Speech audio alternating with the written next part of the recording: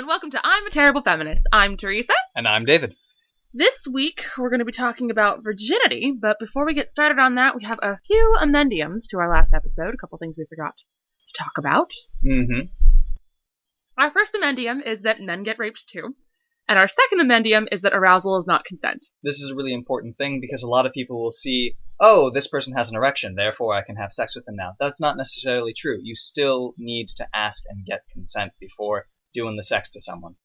Yeah, good point. Yeah. Anyway, more on that if you want to email us or something, but we're going to leave it at that and move on with our next episode. The way we got started on thinking about purity and having sex for the first time was Teresa found an article about purity balls.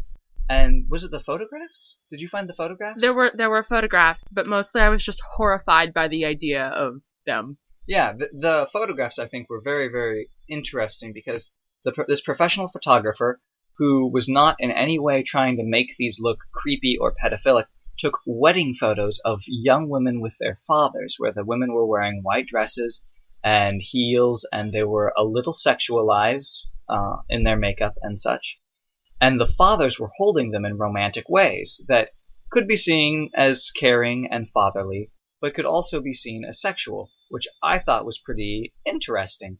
And it said a lot to me about the way that fathers and people in general often try to control women's sexuality and having sex for the first time. And it can also be, one of the other articles that I found about it was about how it was abused a little bit.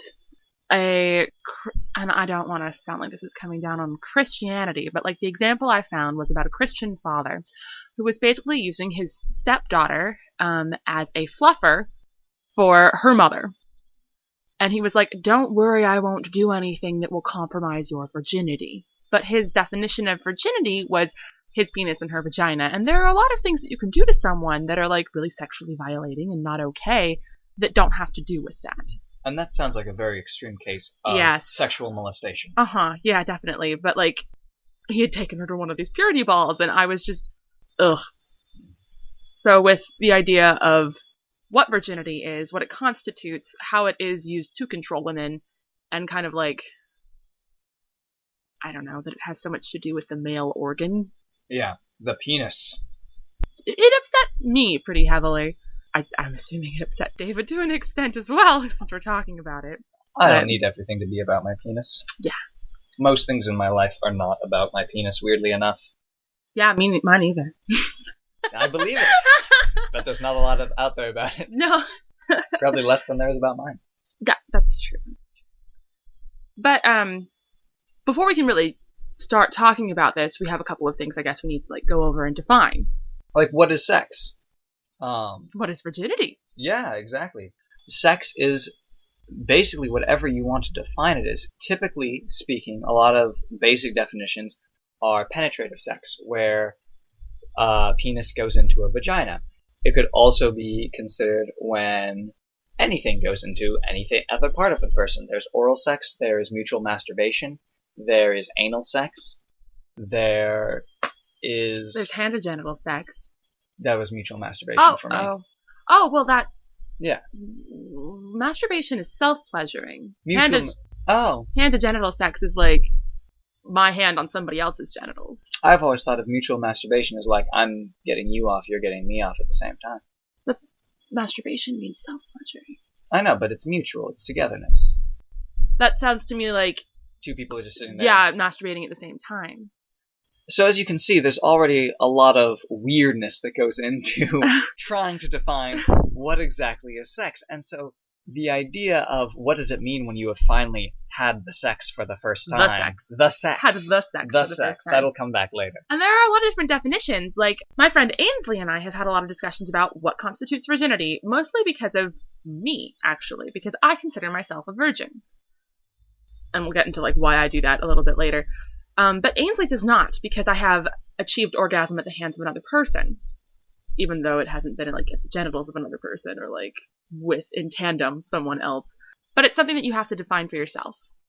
Yeah, and so just because Ainsley thinks that Teresa has had sex does not necessarily mean that Teresa has to say, oh, well, since one person says that I've had sex, therefore I have had sex.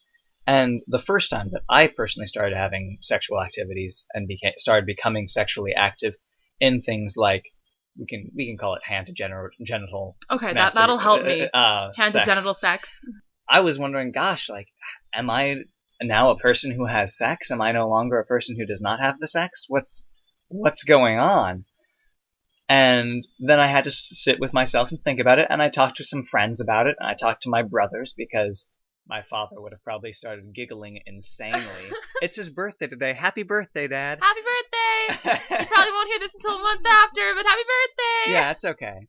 Know that I was thinking of you as I was talking about hand-to-genital sex. My father and I have a great relationship. Anyway. You can't have your dad. You can't have your dad.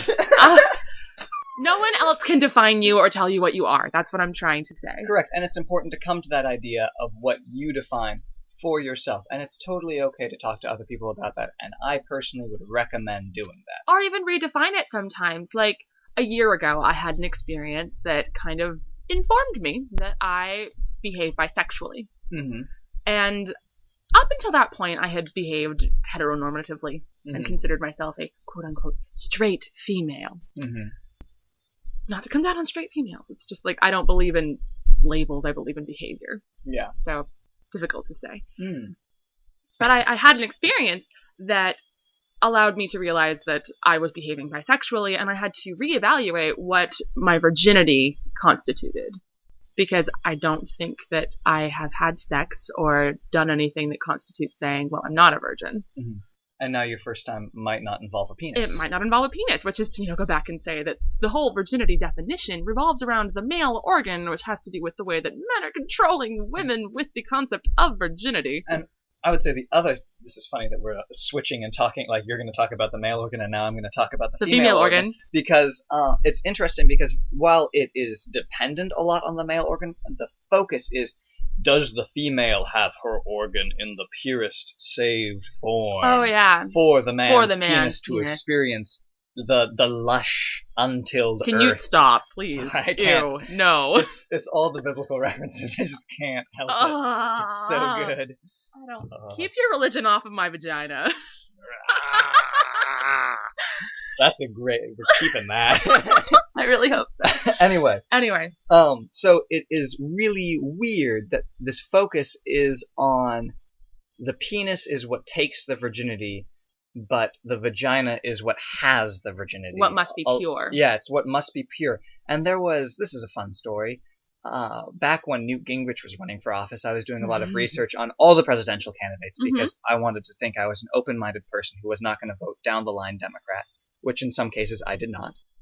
I'm not going to tell you who I voted for. Gotcha. Except, I voted for Obama, but no one's going to be surprised about that. Anyway, doing research on Newt Gingrich, I found out that he wanted to offer a scholarship to high school women who had their hymens intact. What the fuck? Yeah. And I was like, wait, that is so creepy. You're going to pay them not to have sex as if it's something that should be rewarded, when it's just a personal decision, and it's not like something that says, oh, you've made the right decision, you didn't do drugs, or you didn't kill people. It's like, no, sex is none of these things. It's not a crime to commit. And so I thought that was a really creepy thing that Newt Gingrich is doing. You can have sex and keep your hymen intact anyway, can't you? You can also jump on a trampoline and have it your break. hymen Like, break. it has nothing to do with whether you have had intercourse. You can also be born and not have a hymen. So, like, it doesn't have anything to do with whether you've had sex or not. That's a fun tangent. Seriously. Ultimately, like, there is nothing that can biologically ascertain whether you're a virgin or not, and it is something that you do have to define for yourself. And with those self-definitions, it would be hard to say that this is keyed into a hymen, and then also, if there's no way to determine if a man has ever, if someone with a penis has ever had sex before. Yeah, that's true. But, in learning to define it for yourself, it's sometimes helpful to do some research or talk to other people. Yeah, and when you're thinking about the first time that you have sex, you'll probably talk to someone about it. And I know that when my first serious girlfriend, it's interesting, I call my current partner my partner, and my previous girlfriend my girlfriend, because that was just the language we use, and I like to keep that consistent for my significant others. It's a weird thing. I don't know if that's super your important. previous partner liked being called your girlfriend, and your current partner likes being called My partner. your partner. This so is true. That makes sense. Yeah. Anyway, so when things were getting more serious between us, and I talked a little bit. You and your first partner? Yeah, I mean my first serious girlfriend. When they were getting more serious, we wanted to put off having sex because neither of us were really sure if we were ready. But the way things were going, we were just like, not sure if we're going to be able to put off having sex. We both really like each other, and we both really like touching each other. Those hormones, man. We like taking off each other's clothes. Like, this is going to be a problem. And so she said, I just want to talk to someone who is a real adult, which irked me a little bit because I was 18. So, of course, I thought, such an adult. I'm such an adult. Obviously, I know everything. But we talked to a mutual friend's mother about it because we really liked her and we really respected her opinion about a lot of things. And we were both sort of religious, and she was sort of religious. And so we thought, hey, we'll talk to her. And she was very positive about it. She's like, I think you two are really great for each other, and I think you really like each other. And I think the main thing is just be careful the first time you choose to have sex with someone. And she said, I thought of this great example that involves Harry Potter. I'm like, all right, this is going to be interesting. And she said, having sex is like giving a piece of your soul to someone. And so it's a little like the Horcrux. It's like making a Horcrux? It's a little like making a Horcrux. I don't think that's a really good... I don't think what she meant is that if you have sex with 7 people, you become Lord Voldemort. No, I hope that's exactly what she meant. I think the idea is... I'm going to borrow from another book of wizardry about a man named Harry. Harry Dresden! Harry Dresden. In the Dresden Files, there is one point where the main character... By Jim Butcher, thank you. Would like to cite these things. There's one point where the main character has a really intense moment with one of his friends, and they really come together, and then later someone makes a comment that his soul has somehow meshed a little bit with his friends. And it's like, oh, you guys must have had a really good hug or something. And so I think that Was it a really good hug? They just hugged. They just hugged. They have not had the sex. But so I think that it is true that for a lot of people there is a huge emotional investment that comes with sex. That's not the case for everyone. I think for me at the time with my girlfriend who I was seeing then, it was a really good thing for me to hear that, yeah, if I have sex with her, I will probably become more emotionally attached. And later when we did have sex and we both had sex for the first time with each other after, many, many, many, many years of our entire life of not having sex, it was a great experience for both of us. Well, I hope she still thinks it was a great experience. Yeah. I assume she does. She hasn't come back and been like, by the way, Dave, you sucked. I regret having that with you. The first time I had sex, I wasn't that great at it. I mean, it was the first time. Yeah. That is the other thing, is that, this is about people with vaginas. Mm-hmm. Having sex for the first time should not hurt. It doesn't have to. Yeah, it doesn't absolutely. have to hurt. There's this great thing called foreplay. I'm going to keep talking.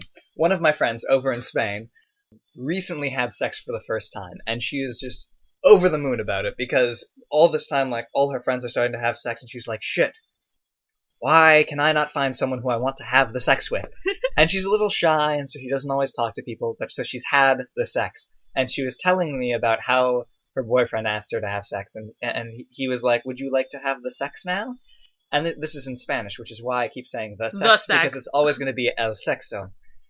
And she's like, well, I would like to have the sex if you are comfortable with me being the first person, with you being the first person with whom I have had the sex. And he says, oh, of course, that is totally okay. I would be happy to have the sex with you. And so they have the sex. And afterwards she's telling him the story about one of her old roommates and how when her roommate first had sex, she was talking to the guy and she said, now I guess I can't be sacrificed to any dark gods. And my friend in Spain's boyfriend laughed and was like, oh, that is so funny, but we both agree that virginity is an invented concept, yes? And she's like, oh my god, he's such a feminist! He's the best! I admit, feminism is a pretty big turn on. Yeah, honestly. I would believe it. Yeah. Consent, yo. Consent, yo. Asking. Mm-hmm. Respecting boundaries. And so, sure. I thought that was a really positive reaction to the idea of having sex for the first time, and I was really happy that she had that.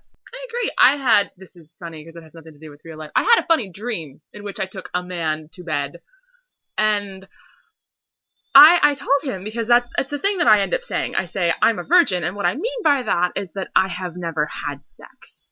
Not that I have something of worth or am pure in any way, but like a lot of the ways men respond to me is like, oh, you have something of worth. It's kind of interesting. But like in my dream, this young man responded with, and like it wasn't a sarcastic and, like I don't care and dismissing you.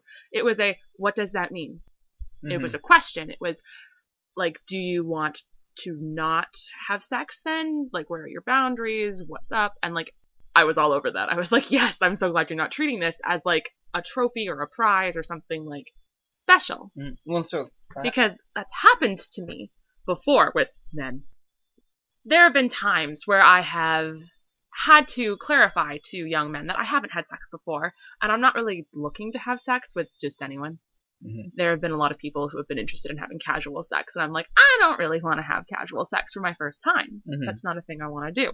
Either with a man or woman. Like, casual sex with a woman is not something that I'm looking for either, because it quote-unquote means less or anything like that. Like, true, there possibly could be, like, no penetration involved, because, like, unless we were using some sort of sex toy, that would be a little difficult. Or fingers. Or, well, that's still, like, I mean, both of us would have to be fingering each other at the same time, and that's a little difficult to do. Just, like, with bodies and the way they line up. David's like, I'm withholding comments on this. I'm sure, I've never really had the opportunity, is the other thing. So, like, I don't know. There are a lot of options that I haven't explored or may not even be aware of. Women who have had sex with other women, please, like, hit up our inbox. I'd love to know more about this. I love how sex is something where, like, talking about desires always makes people giggly, because it's, like, just a little bit uncomfortable being like, this is what I want. This is what I want to talk about. Anyway, I'm so sorry. Please continue. That's about knowledge, gosh. You're saying really good things. But when I have expressed that to other men, like, I am a virgin, and I mean, I haven't had sex, they go, oh, well, you know, I've had two reactions to this that have really stood out. One was, wow, you're such a prude. And I was a freshman in college then, so that was, like, 5 years ago?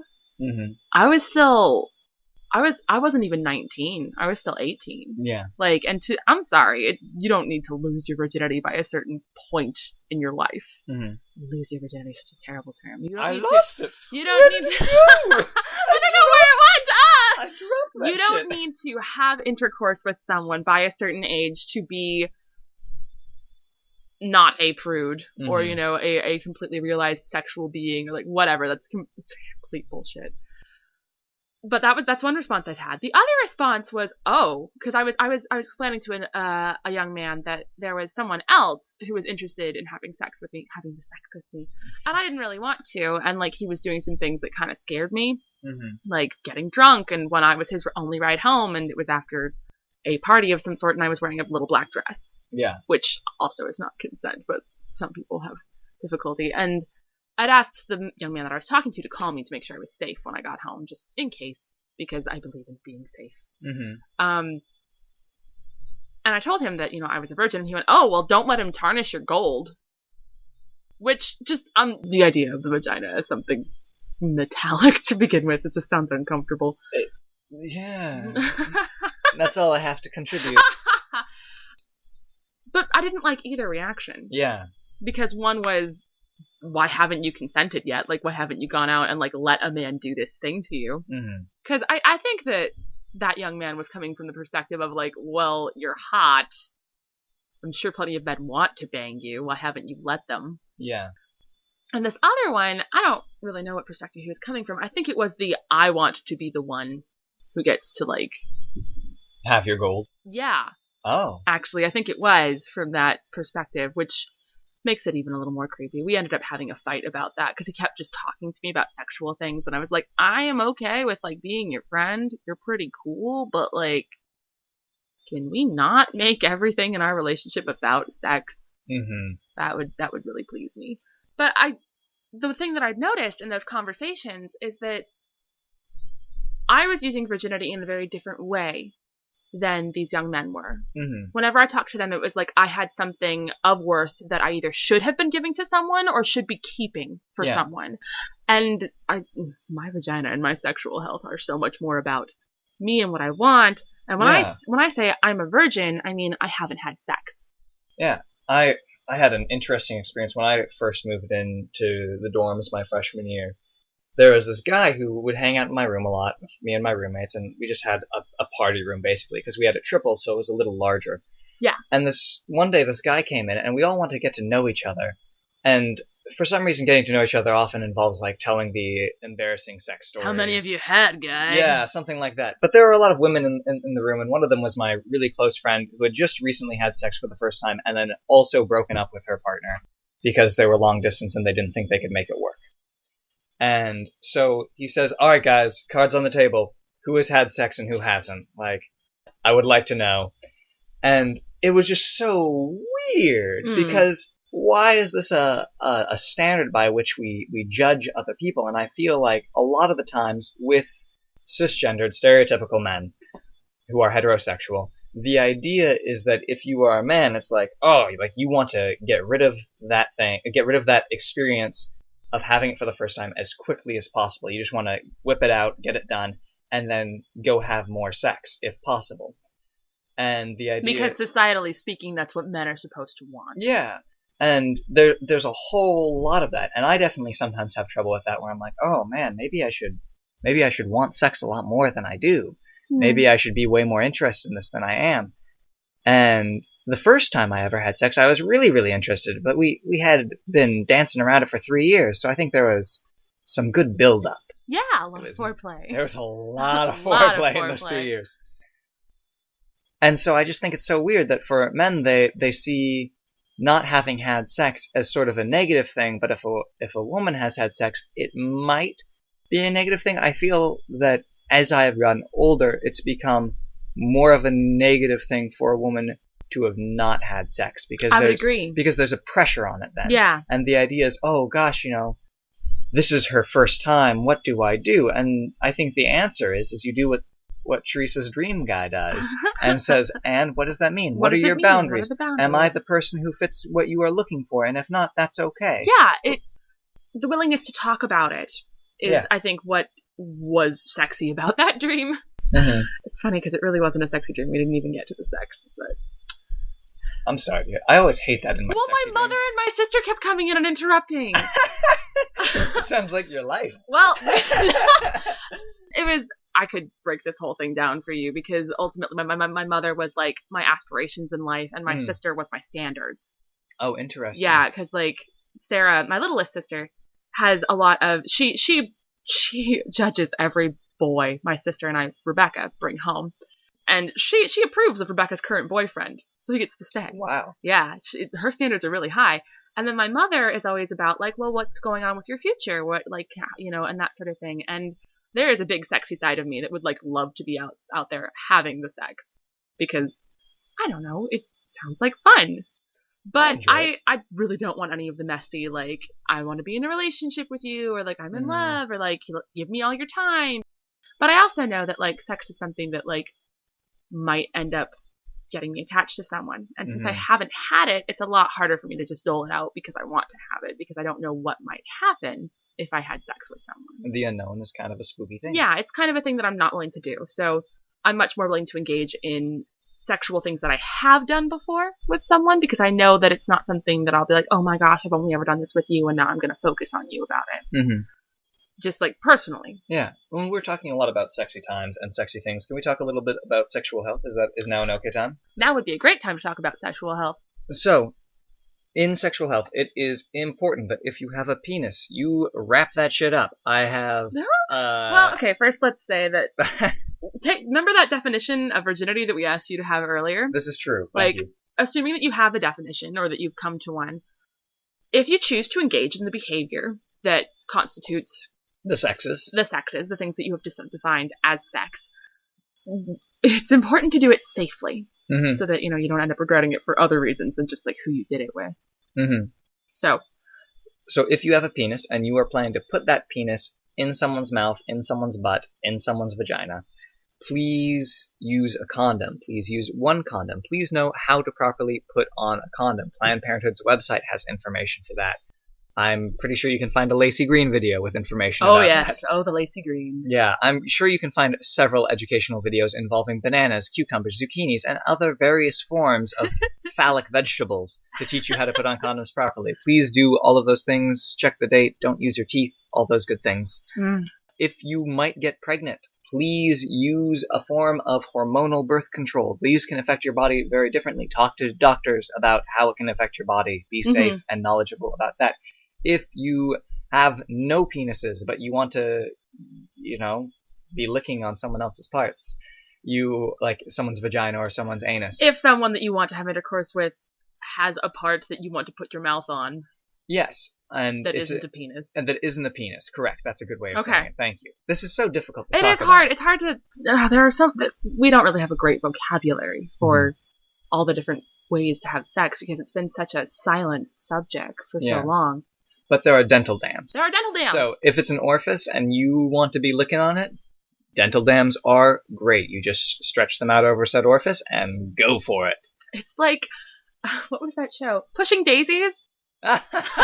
In Pushing Daisies, the main characters who are totally into each other can't touch because the main character has a power where if he touches a dead thing, it comes back to life, and if he touches it a second time, it dies. And so good. He can't bring it back after that. And so he has touched this woman who he was very interested in, and she came back to life, and now he can't touch her again. And so she kisses him with saran wrap. Yeah. It's like a dental dam. It's adorable. It's pretty sweet. Yeah. It's important to realize that you don't necessarily have to engage in whatever you have defined as the sex to achieve orgasm, either with a partner or by yourself. Definitely. Which is why I came to the distinction between mutual masturbation and genital sex, because one implies like each partner working towards an orgasm by touching themselves, and the other is, being touched by someone else. And like, if you don't want to engage in genital sex because that is part of your definition of sex, then you can mutually masturbate. Yeah. And that's totally fine. You can do so much. Your creativity has no bounds when it comes to... The internet really wants to help you with your creativity, by the way. God, the internet wants to help you with your creativity. Yes, it does. I think that's one of the main reasons the internet just came into existence was for porn. Well, I don't feel like porn wants to help you with creativity. I think we need to have a whole podcast about porn because agree. it's its own thing, and I feel like it can do so much better in so many other ways. Yes. But yeah, so there are a lot of ways to be sexually intimate with someone else. And then I would like to talk just a little tiny bit about asexual people. Yes! Because I have one asexual friend. And that does not make me in any way an authority to speak on asexuality. And I don't know anything. And so one of my projects before the next podcast, even though it probably will not have a lot to do with asexual people, is to look up asexuality and try to actually get an education about it and figure out more.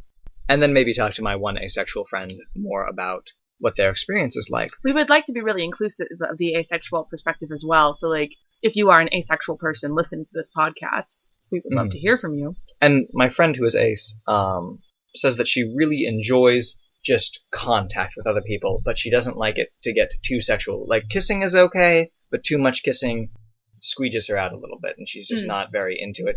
Just because it's not I only what she's recently looking learned to. that word. Squeege. Squeege. I learned that like last week. Oh, I guess squeege. Or squix as well. I heard Squix, that one too. I like squix. Those words that sound a little weird and have the yee sound are sort of like when you feel like when you're not enjoying something anymore. Yeah.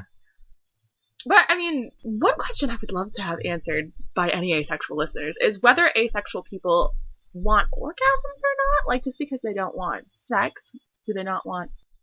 Is it like no sex drive, or is it just no sex with other people? Yeah, like I would be interested. I would like to know the answer to that question because I'm uninformed. Whereas I'm going to go to the library and find books. But people, yes. I'd love to know from people. Oh, one other thing we really want to say: this is all just our perspective. Yeah, and that's all that we can really offer you folks. You. When we have other things, we usually tell you where they're coming from, like whether that's from the Dresden Files or Harry Potter. Or Supernatural. By J.K. Rowling. Yes, by J.K. Rowling. Oh gosh. Oh my gosh. I forgot. I don't even know who directed Supernatural. I think it was Eric Kripke or something. Something like that. Anyway, the writer. This is our perspective. We hope it has been helpful and informative. Our topic next time. Well, I thought we wanted to talk about how do we see having sex for the first time. Oh yes, our perspectives on virginity. Well, I mean, like, I'm still a virgin, and like for me, I want to do it with someone that I know will take care of me and will be there for me and like make sure it's a good, like, who will do the foreplay so it doesn't hurt. Yeah. If it is with a man, I mean, I suppose if it is with a woman and we're using something, it like a dildo or there are these or things. Hands. Yeah, there are strap-ons that like have stuff going on for the person who is wearing it as well. So like, yeah. See, there are all sorts of toys out there. But I want to know that it's more about who it's with than the actual act. I want it to be with someone that I want to have it with. And for me, my idea about having sex for the first time is that you should be safe. You should make sure that it's in line with what you want as a person, because that's basically what I try to do. The reason that I have been avoiding the word virginity throughout this is because of what we talked about, how virginity got formed as this way for women to be controlled because they have this thing that is somehow owed to men, sort of, which we'll get into later. And also should be protected. Like, it's this weird dichotomy because, there's the prude reaction and the, oh, well, I want it. There are a lot of really bad things that go into a concept of virginity that makes our society an unhealthy environment for anyone having sex because there's so much tied into this concept of the first time that you have sex. And I think you should just enjoy it. Like, if you are not enjoying your sex, no matter if it's the first time or the 500th time, you should stop having the sex if you don't enjoy it. And there's nothing wrong with being someone who doesn't have sex. Oh, a couple of myths to dispel as well. Okay. Your vagina will not stretch out if you have too much sex. That's not a thing that happens. It's not lemon meringue. You don't have a finite pieces of sex to give out. It's also not a Horcrux. You don't have a finite pieces of that. It's an organ that will do its thing. It'll probably age like the rest of you. I mean, I've never heard of an immortal vagina. So. I was going to say, you could be talking about penises or vaginas there. Yeah, sorry, people with penises. Your penis is going to get older. Your whole body is going to age, but like, sex is not going to cheapen you as a person or your body or anything in any way, so long as you're having it safely and happily. Yep. That sounds good. Our next topic for next week. For next time. Well, not next week. We're doing a monthly thing. Come on, David. Our topic for next time. For next time. We're going to be talking about gender roles. And we've decided on this so that our wonderful listeners, who we love madly, can send us anything that they want us to talk about. In advance of us talking about it. You can also tell us about things that we've already talked about, and we'll maybe add them to we'll try and have our little amendum section at the beginning and talk about those things as well. But we realize that we haven't really been talking about the things our audience wants us to talk about because we have no idea what you want. Please tell us. Tell us. Yes, we just talked about communication in our last episode and how it's important to have a dialogue. We'll think it's sexy. We'll think it's really sexy. Anyway, thank you for listening. Have a good week, month, whatever. We'll see you next time. Yep.